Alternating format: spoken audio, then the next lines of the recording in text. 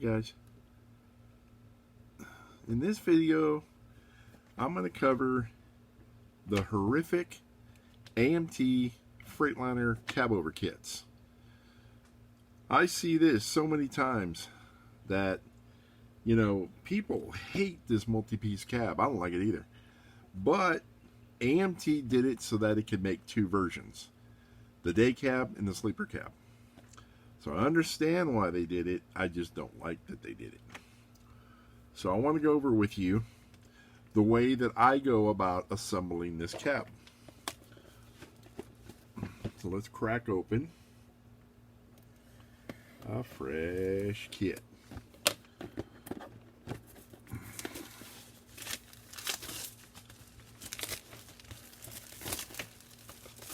Look, I'm a stripper. All right. Take this band off. Oh, come on, AMT, you really need that?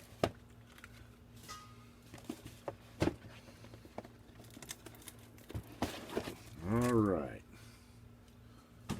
Where is the cab?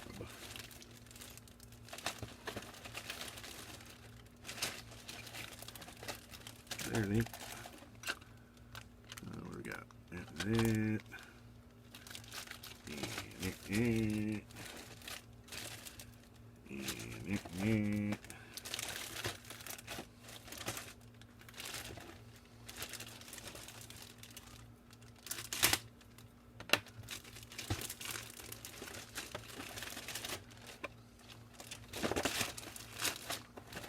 something I'm going to go over here real quick.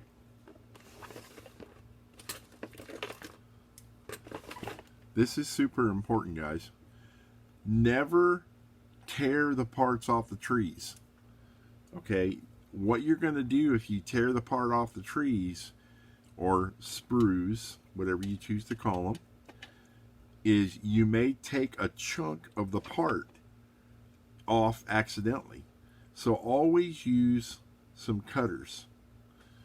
And the way I do it is I usually snip a little ways away from the part so that it doesn't damage the part.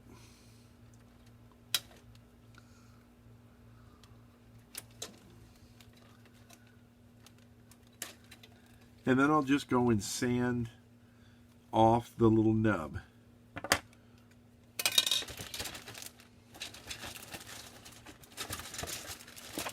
Now I got a muck and fess here. All right.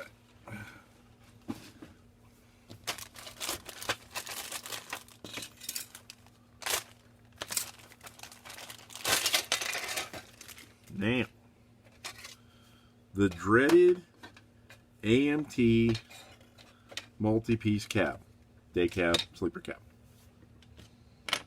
Okay. First thing you're going to do is you're going to take these parts and you're going to clean them as well as you can. See that big chunk of flash? Not supposed to be there. See that over there? So let's go and let's clean up these areas. Take our X-Acto and give it a little, cut your finger off, and then over here and get you a little like that. Take a sanding stick. Let's give a little minor sand. The flash on the injector pin marks. Now, something that you may not realize, the molding process of any part where the molds come together, if there's, you may not see the flash, but a lot of times there's going to be a sharp edge. And what it actually is there's a tiny bit of flash. Now, this won't apply to this cab per se, because you don't want to scrape here on this outer corner. Because if you do, it's really going to make your seam visible. So you can scrape the inside if you need to. See, I don't know if you can see it, but look how much flash is on that inside edge right here. Right there. See, you've got to get rid of that. All right, after everything is cleaned up, this is really important. If you were just to take these pieces and join them together, you would end up, well, the flash is there, so it's, you know, it's harder to say or harder to show, but you're going to end up with a seam that's a little more visible than if you were to do what I do.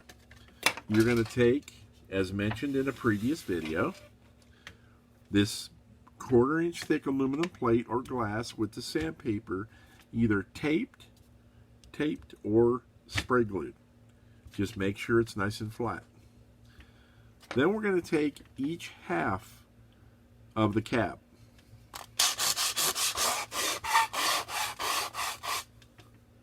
Take a look at it. Make sure you're not going too far. You don't got to sand hard. And make sure you're pressing evenly. You don't want to press too hard this way or this way or this way. You want it nice and uniform. Sounds like a donkey. Then I would take my sanding stick, give it a little rent on the inside here, just to knock off the rough edge. There's actually a little mold deformity there. All right, I think that's well enough on this one. Now what I've done is I've made this machinist square. I didn't make this machinist square. I made this cab dead flat on that edge. See that?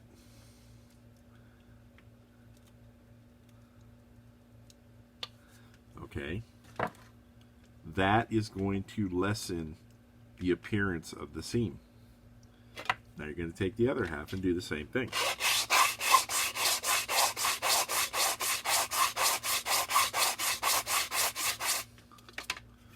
And you got to be real careful when you're doing a big open piece like this, not to press too hard on this end, because you can make it, you don't want to do that. You want to put more of your emphasis right below the top and just let this side kind of drag. Okay. Take a look. Again, give it a little sand on the inside edge.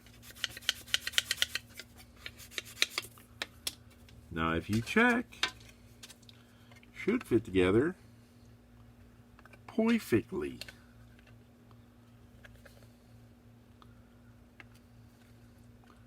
Could actually use a little more sanding. See, this thing was not molded straight.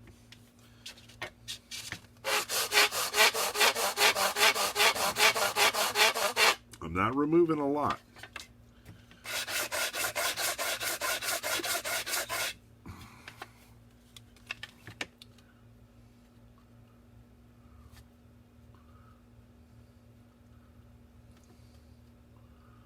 See, and that's going to make a much nicer, it's hard to hold it perfect, but it's going to make a much nicer gap where you can either choose to fill it with putty or leave it as is. And of course, it also helps, I should have mentioned this, but you should put this rear wall in first. Go ahead and install this rear wall, and that's going to give it a little strength.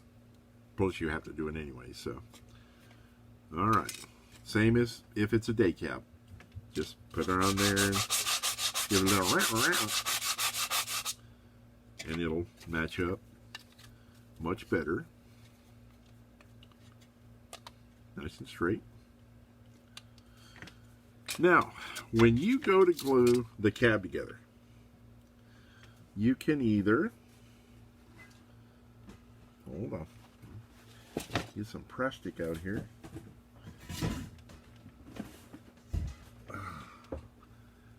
You can either take some strip. I would actually use thinner than this, but this was just right on top, so I grabbed it. Some styrene strip. And you can either put a full strip all the way down.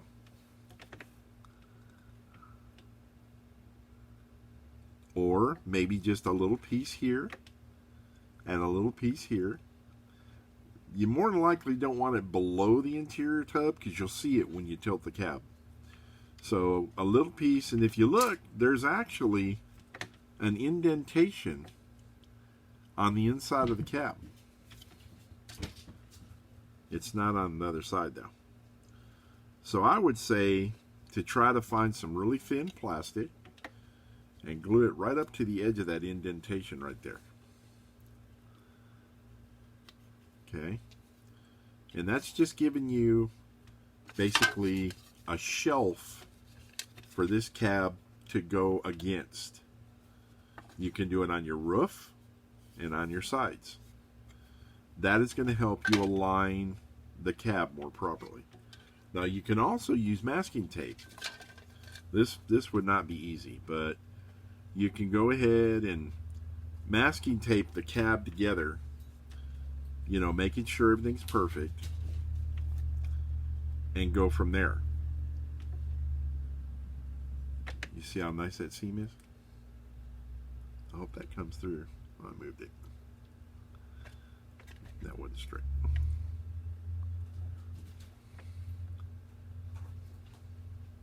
Okay. Where's that? You can put the masking tape, blah, blah, blah. Okay. Now, the way that I do it personally, like I did in my cruise liner, I didn't use anything on the inside of the cab. I took my cab and I placed it together. My day cab, so I did it like this. I placed the halves together. I put a slab of masking tape on the roof to hold it together nice and tight. Then I went inside here. I took some super glue and I just put a little drop in the corners. Okay, that's going to tack it. Then I'm going to put a little drop down here. Once I get my sidewalls perfect, I'm going to let that tack up, set real good. Then after that's been on there a while, and I know that nothing's going to move, I'm going to take the liquid cement, like methyl ethyl ketone. This comes in many forms. Tamiya makes it. Lots of people make this type of cement. But it flows by capillary action. Super thin, just like water. You have to be super careful with it. Being that it flows by capillary action, it can draw out on the outside of the cab and ruin detail. Leave like a big haze mark. You don't want that. So what I do is, being that everything's tacked together, I look at the outside, make sure everything's lined up good. Then I will take the brush out of the bottle and I want to wipe off the excess. You don't want a lot of glue on that brush, because when you go to glue this, if you put a large amount of glue, it's going to seep out your seam and get on the outside of your cab.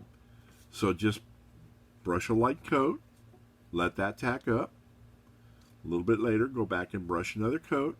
Put about 3 or 4 light coats, and that should get into that seam enough to bond it really well. Okay. And like I said in the other video, if you saw it, you have the option of going back and filling the seam with putty. And I know it's a pain because it kills all your rivet detail, but again, you can get Archer transfer rivets and you can put all this rivet detail back just like it is. You know, the only thing you got to do, the way I measure for my Archer transfers, is I take my caliper and I'll go and I'll measure each, well, one rivet. So we've got, I'd say, in order to match the other, what the heck? Why did he do that? I think the battery's low. Okay, do like this. And I'm going to say that that rivet is probably about 34 thousandths, 30 thousandths. So then you look at your Archer transfer package. Damn, I wish I knew where them things were. They were right up here. Hey, look, here they are. They're right in front of me on the last video. I didn't see them.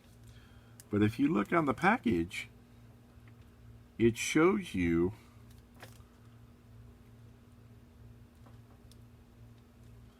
well, it did on my other ones. I could have swore it showed the measurement in decimals. In any case, if you don't know the size you need, call Archer and tell them what you have. Say I have a 30 thousandths rivet and I want to duplicate it. And they will tell you which set works the best. They have a ton of them. So they're very helpful and they can let you know. Now you also see on the Archer transfers, you see how there's different spacing and there's actually different sizes to the rivet heads. It doesn't look like it, but if you run your finger, you can feel every rivet. It's actually a raised detail. Doesn't look like it, but once you get paint over it, you can really see them. All right? So that's how you put your decals back, or you put your rivets back. You're going to take a straight edge, and you're going to cut one strip off if you have to duplicate a long line like this. And then draw your pencil line exactly where the rivets need to be, perfectly straight with a straight edge. Then drag the rivet decal over that straight line, and then take your finger or something blunt and just kind of gently push those rivets to where they're directly over that pencil mark. So when you're done and you've shot some primer over it, you're going to have a dead straight row of rivets. It's going to look like they were made on the cab. So I think that about covers it. For anyone wondering, these are the G scale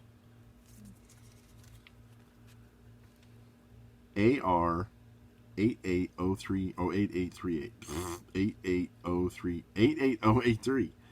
I got these to put the detail back on my 1/16 scale Peterbilt, where I had to sand off some rivet detail. So this size is good for 1/16. I got a bunch of them. I don't know where the hell they're at. They're somewhere over here. If you saw the mess over here, yikes. All right, guys. I just wanted to cover that. I hope that helps somebody. See ya.